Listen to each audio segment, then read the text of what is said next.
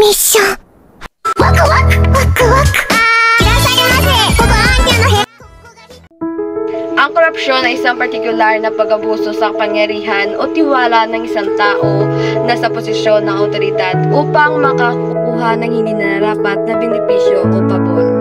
Sa Pilipinas, ang korupsyon ay isang malaking hamon na napatuloy nagpapahirap sa pagunlad at nagdudulot ng pagdurusa sa maraming Pilipino.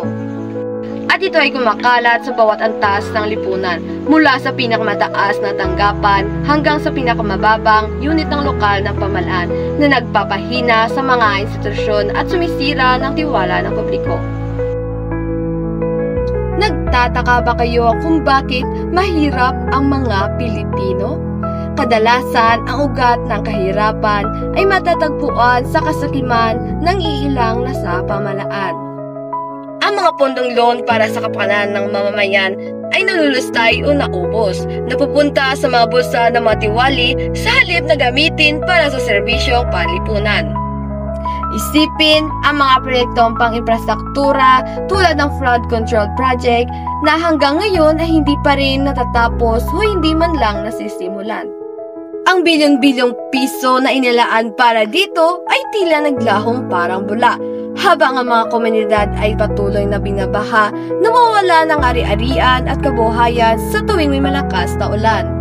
Hindi lamang sa malaking proyekto makikita ang epekto ng korupsyon. Maging sa pang-araw-araw na transaksyon, nararanasan ng ordinaryong mamamayan ang bigat nito. Ang paghingi ng lagay para mabilis ang serbisyo, ang pagbibigay ng pabor sa mga kamag-anak at kaibigan, nepotismo, o pagpili ng mga boto sa tuwing eleksyon ay ilan lamang sa mga manifestasyon ng korupsyon na nagpapadala sa problema.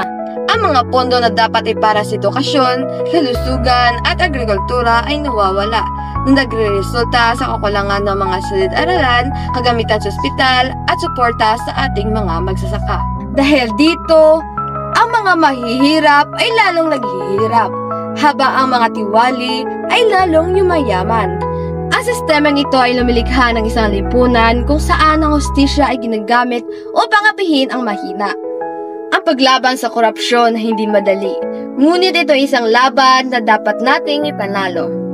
Kinakailangan ng kolektibong pagkilos mula sa bawat sektor ng lipunan. Ang pamahalaan ay dapat magpatupad ng mas mahigpit na batas at mekanismo ng pananagutan.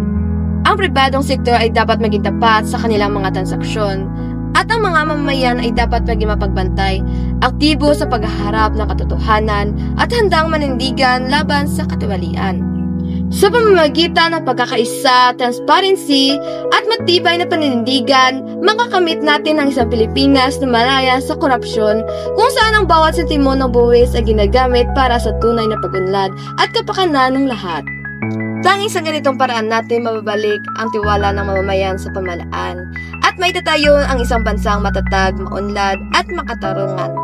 Ang paglaban sa korupsyon ay hindi lamang isang tungkulin, ito ay isang pangangailangan.